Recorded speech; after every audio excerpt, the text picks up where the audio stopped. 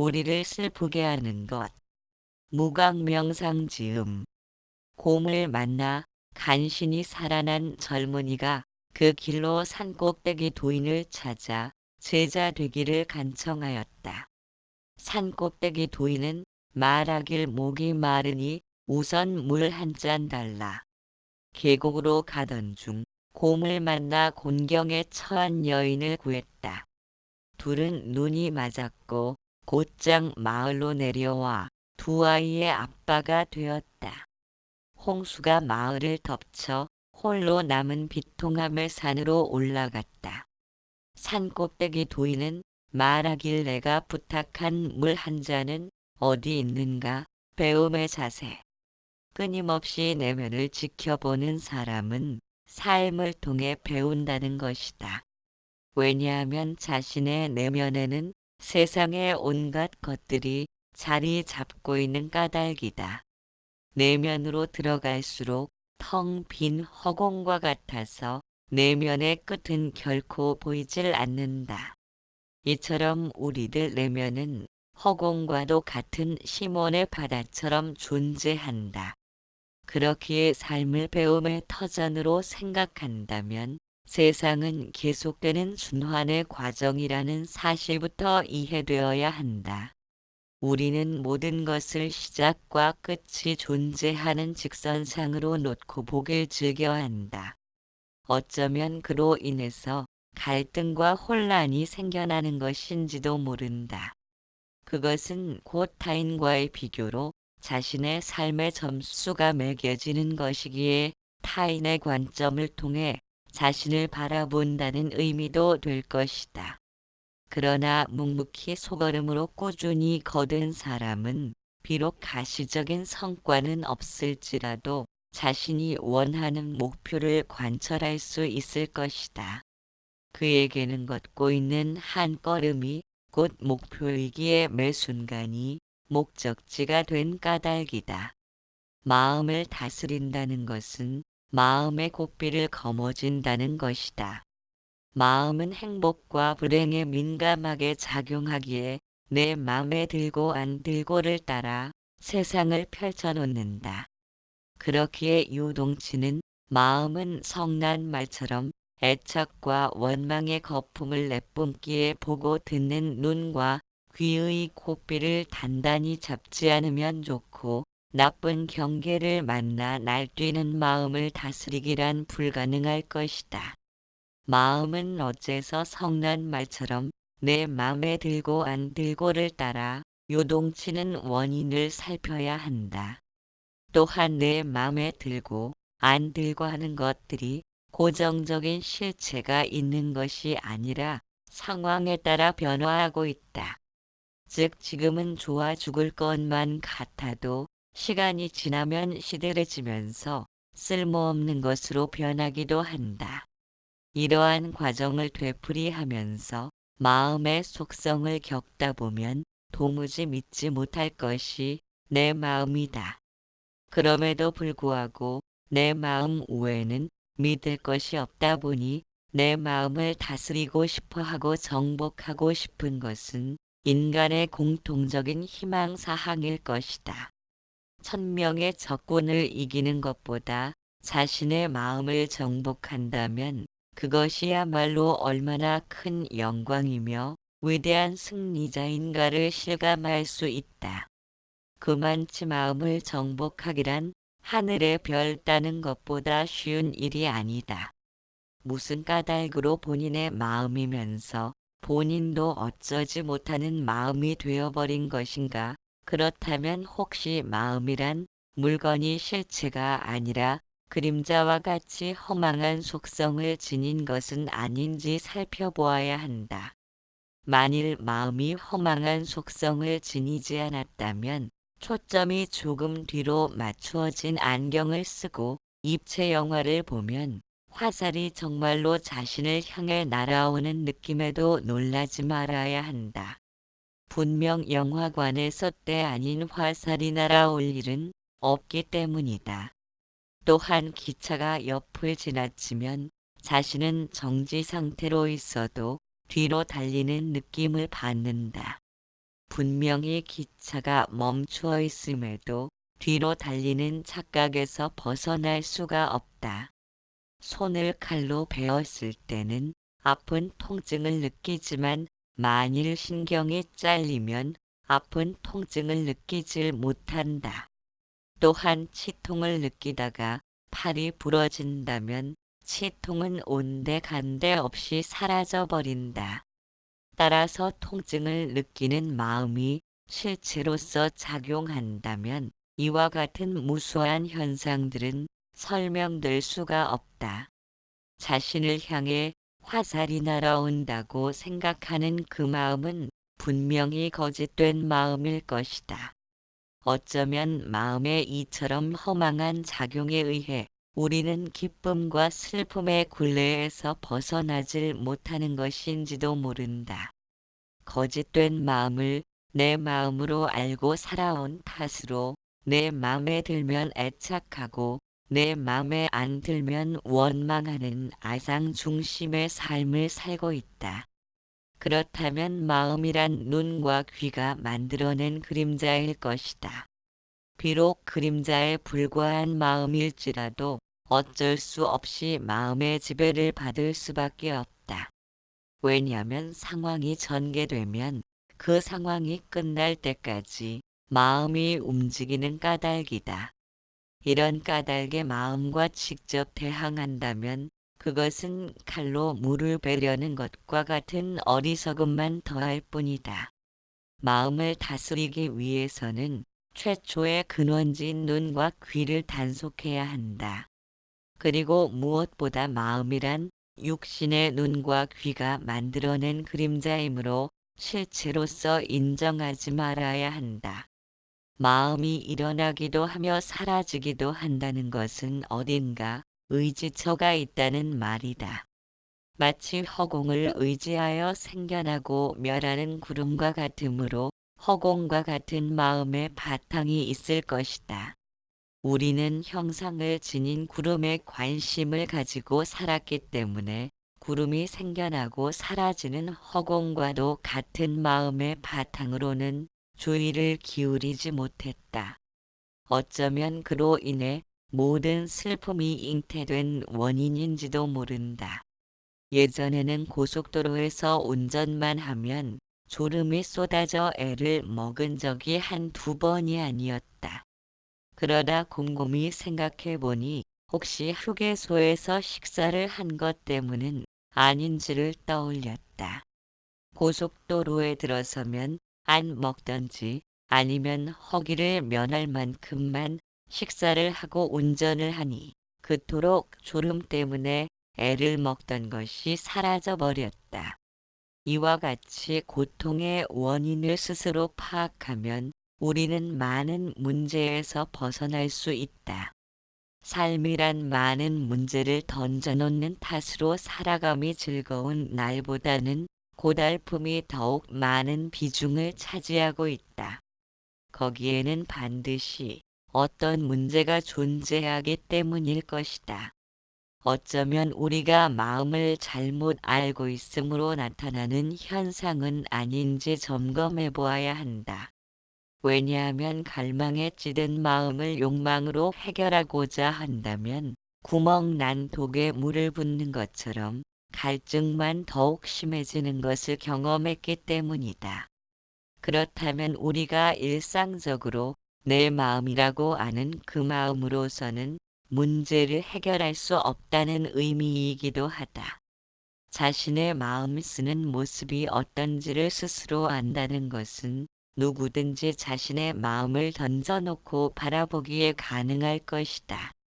그렇다면 욕망과 분노를 표출하는 마음과 마치 타인을 바라보듯 그것을 던져놓고 바라볼 수 있는 두 종류의 마음이 존재한다는 의미이다. 만일 마음이 서로 같은 종류뿐이라면 흰색 도화지에 흰색 물감으로 그림을 그리면 표시가 나지 않듯이 던져놓고 바라보는 마음은 존재하지 말아야 한다. 그러나 내가 행하는 마음씀을 스스로 안다는 것은 분명히 같은 종류의 마음이 아니기에 가능할 것이다. 그런데도 우리는 이와 같은 사실을 무심코 지나쳐 버리기 때문에 슬픔을 잉태하고 고통의 삶을 전전하는 것이다. 눈이 사물을 보지만 보여지는 사물을 나의 눈이라고 할 수는 없다. 마찬가지로 인식과 분별을 행하는 마음과 그것을 지켜보는 마음이 존재한다면 무엇을 나의 마음이라고 해야 하는지를 생각해 보아야 한다. 인식과 분별을 행하는 마음은 눈에 의해 사물이 비춰지는 대상에 해당된다. 눈에 의해 보여지는 대상은 수시로 변할 수 있지만 보는 눈은 변할 수 없다. 그렇다면 참으로 나의 마음이라고 할 수 있는 것은 인식과 분별을 행하는 마음이 아니라 던져놓고 바라보는 마음일 것이다. 우리가 슬픔과 고통의 굴레를 벗어나지 못하는 원인은 이와 같이 참마음을 내 마음으로 알지 못하는 탓에 욕망과 분노로 물든 내면을 지녔기 때문인지도 모른다. 욕망과 분노를 일으킬수록 갈망에 찌든 마음은 더욱 깊어질 수밖에 없다. 고속도로에서 배를 채우고 장시간 운전하다 보면 졸음이 밀려오는 악순환을 멈추기 위해서는 끊을 것은 냉엄하게 끊고 얻지 못한 것은 얻을 수 있어야 한다. 끊어야 할 것은 거짓된 마음을 내 마음으로 착각하지 말아야 한다는 것이며 얻어야 할 것은 본래 내 마음인데도 그것을 지나치고 있는 어리석음이다. 던져놓고 바라보는 그 마음은 인식과 분별을 행하는 마음처럼 바깥 대상에 의해 만들어진 마음이 아니다. 만일 바깥 대상에 의해 만들어졌다면 내면이 고요하여 정멸할 때에는 아무 생각도 일어나지 않으므로 어떠한 대상도 존재하지 않는다. 그렇다면 마음이 고요하다는 것을 알아차릴 수 없어야 한다. 그러나 던져놓고 바라보는 마음은 내면의 어떤 상태라 할지라도 그것을 알아차린다. 단지 우리가 다른 것에 정신이 팔려 있으므로 던져놓고 바라보는 그 마음은 언제든 존재하고 있음에도 그것을 미처 알지 못할 뿐이다. 그 마음은 언제, 어느 때건 바탕으로 깔려있는 스크린과 같다. 움직이는 영상을 제대로 나타내려면 스크린은 한결같아야 하며 변해감이 없어야 한다. 한결같다는 것은 만들어진 것이 아니라야 가능하다. 만들어진 것은 변하고 소멸되는 필연의 과정을 겪어야 하기 때문이다. 인식하고 분별하며 판단하는 마음은 컴퓨터로도 만들어낼 수 있다. 바둑이나 장기를 두는 컴퓨터에게 인간은 번번이 패하고 만다. 그러나 자신을 던져놓고 바라보는 그 마음은 아무리 뛰어난 컴퓨터라도 그것을 행하지 못한다. 무엇 때문인가? 그것은 곧 생명이기 때문이다. 생명은 변해감이 없으므로 우리는 노쇠한 육신의 옷을 벗고 새로운 육신으로 태어날 수 있다. 그렇게 인간에게는 운명의 길이 존재하고 있음을 거부할 수 없다. 만일 육신이 소멸되면서 생명도 끊어진다면 인간에는 운명의 길은 존재하지 말아야 한다. 그러나 생명은 늘 변함없는 허공처럼 어디에도 물드는 바가 없기에 욕망과 분노, 행복과 불행에도 조연하게 지켜봄을 행하는 것이다. 이처럼 한결같은 본래의 마음을 잃어버리고 바깥 대상을 따라 나타나고 사라지는 마음을 위주로 산다면 우리의 삶은 밑 빠진 독에 물을 채우려는 듯 상실과 허탈감만 늘어갈 뿐이다. 인간에게는 힘써야 할 두 가지의 길이 있다. 첫째는 집착 없는 마음을 성취해야 하고 둘째는 후대의 사람들을 위하여 보다 나은 터전을 닦아놓아야 한다. 정해진 운명이 짐지워졌다고 해서 아무런 노력도 행하지 않는다면 인간의 미래는 없을 것이다. 집착 없는 마음을 성취하는 것은 던져놓고 바라보는 마음이 존재함을 알지 못하면 불가능하다. 인식과 분별의 마음은 바깥 대상을 따라 움직이는 마음이므로 경계에 민감하게 반응하기 때문이다. 그 마음을 내 마음으로만 여기고 산다면 희로애락에 붙들려 울고 웃다가 삶을 끝장내고 말 것이다. 우리는 몸을 육신이라고 하지만 던져놓고 바라보는 그 마음이 본래의 마음을 깨닫게 되면 몸을 육신이라 하지 않고 화신이라고 부른다. 즉 허공이 변화되어 몸을 이루었기 때문이다. 화신의 몸을 이루게 되면 생각하는 바가 그대로 현실로 나타난다. 그러나 육신의 몸은 그렇지 못하다. 생각대로 되는 것도 있고 안 되는 것도 있으므로 성취감도 느끼고 좌절감도 경험하게 된다. 성취와 좌절을 오르내리는 것이 고통의 삶이다. 늘 변해가기 때문이다. 차라리 성취감을 아예 모른다면 무엇이 좌절인지를 모르겠지만 좌절의 고통을 겪는 것은 기쁨을 맛보았기에 나타나는 것이다. 그렇게 고통이란 좌절, 상실, 불행, 슬픔에서만 나타나는 것이 아니라 성취감, 행복, 기쁨 등에서도 만들어진다면 무엇 하나 고통이 아닌 것은 없다. 그러므로 우리는 어쩔 수 없이 집착 없는 마음을 성취해야만 영원히 번뇌가 사라진 인간의 궁극적인 완성이 이루어진다. 궁극적인 완성의 길로 들어서기 위해서는 인식과 분별의 마음이란 대상을 따라 헛개비처럼 나타난 것이기에 허공과 같은 마음의 바탕이 존재한다는 사실에 주의를 기울여야 한다.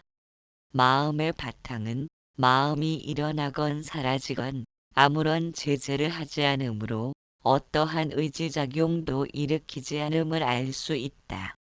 마음 바탕이 어떠한 의지작용을 지녔다면 그것은 항상 일정한 영역에서 허공을 점령하고 있는 구름과 같기에 벌써 눈치를 챘을 것이다.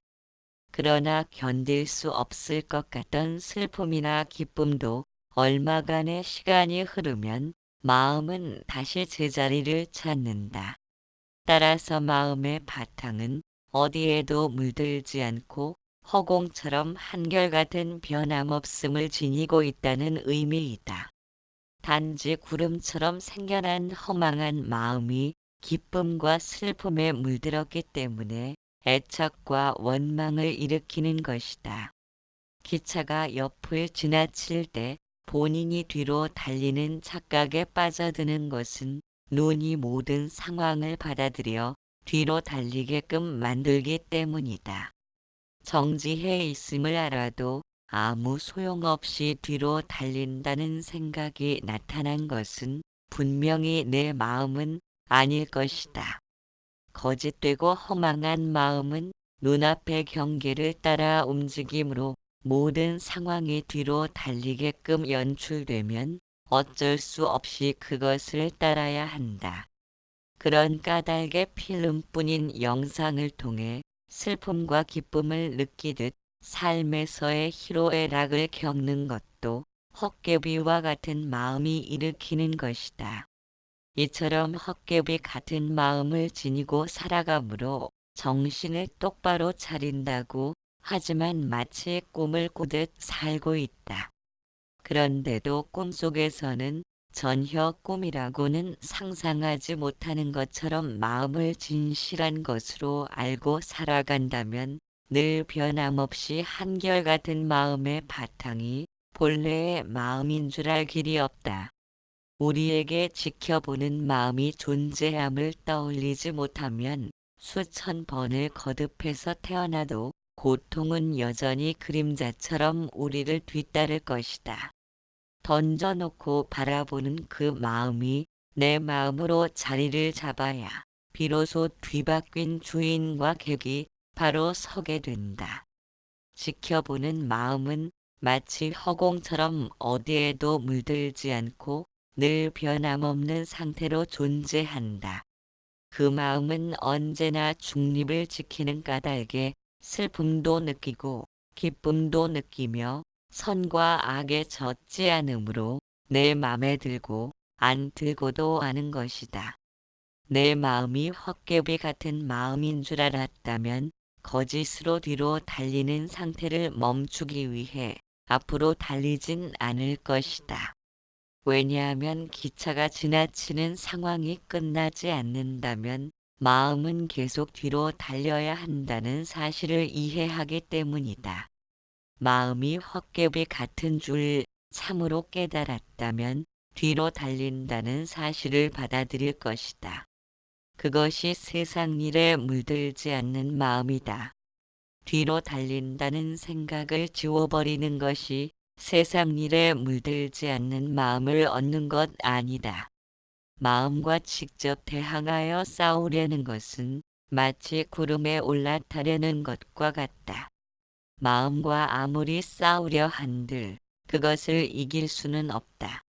이긴 그 마음이 본래부터 존재하는 바가 없는 허망한 마음이기 때문에 무엇이든 문제 삼고 이기려 들 것이기 때문이다.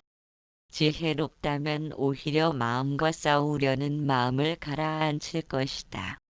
마음과 싸우려는 그 마음이 흙탕물을 일으키는 주범이라는 사실을 아는 까닭이다. 마음과 싸우고 싶은 마음을 내려놓을 줄 아는 것이 선정의 마음이다. 마음이 산만한 것은 이런저런 것들을 얻고 구하려는 생각을 지니고 있다. 마음의 평안한 상태를 이룩하기를 원하고 행복을 추구하려는 것들이 사실은 마음의 때가 묻은 것이다. 선정의 마음은 마음과 싸우려 들지 않고 눈앞에 전개되는 상황이 나타나면 마음은 당연히 반응할 것이라는 사실을 알고 있기에 눈과 귀를 단속할 것이다. 또한 어쩔 수 없이 상황에 부닥쳤다면 소란을 피우지 않고 모든 것을 받아들일 것이다. 마음은 상황이 끝나야 잠잠해진다는 것을 알기 때문이다. 모든 것을 포용하는 바다처럼 거부하지 않으며 조용히 그 마음을 지켜볼 것이다. 세상이 허망하다거나 육신이 거짓된 것이라고 생각하지 않기에 자신에게 맡겨진 연출에 불평하지 않으며 삶과 조화를 이룬다. 왜냐하면 마음이 단지 헛개비였음을 알았기 때문이리라. 삶을 배움의 터전이라고 생각한다면 슬픔과 고통이란 내면을 성숙해 하는 발판이며 불행과 행복의 요동치는 마음의 멍해로부터 그는 이미 자유롭다. 슬픔의 느낌. 슬프다는 느낌은 무엇이고 어디서부터 시작되는 것인가? 분명히 그러한 느낌은 인간만이 유일하게 지닌 감정이라고 볼 수 있을 만치 독특한 것이다. 왜냐하면 인간을 제외하고는 그 어떤 생명체도 자살을 택하지 않는다. 슬프다는 감정을 극도로 주체하기 어려운 상황에서 나타나는 것이 자살이기 때문이다. 그렇기에 슬픔을 느낀다는 것은 그만치 의식이 성장한 것이고 생각이 육체를 지배한다는 확실한 증표에 해당될 것이다. 우리는 기쁨이나 행복감 같은 긍정적인 관념보다는 슬픔, 실의, 절망, 낙담 같은 부정적인 관념이 더욱 많은 자리를 차지하고 있다. 그도 그럴 것이 11명의 선수가 뛰는 축구 경기에서 100명의 선수가 경기를 뛴다면 공은 구경조차 못하고 상대 선수와의 몸싸움은 더욱 격렬해질 것이다. 마찬가지로 지구의 자원은 한정되어 있는데 인구가 늘어나다 보면 세상살이가 각박해지는 것은 어쩔 수 없는 현상이다. 그러다 보니 우리들 마음은 예전보다 더욱 닫히고 개인화되어 고립되어 간다.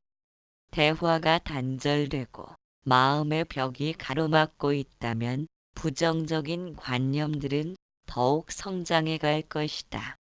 슬픔을 느끼는 것은 과거와 현재 그리고 미래에 대한 개념이 존재할 때 나타난다. 과거에 연연하기 때문에 도저히 헤쳐나갈 수 없을 것 같은 미래로 인한 두려움이 현재로 나타난 생각에 해당될 것이다. 따라서 슬픔을 느낀다는 것은 즐거움이나 기쁨, 환희의 충만 같은 쾌락감도 경험할 수 있다는 의미이다.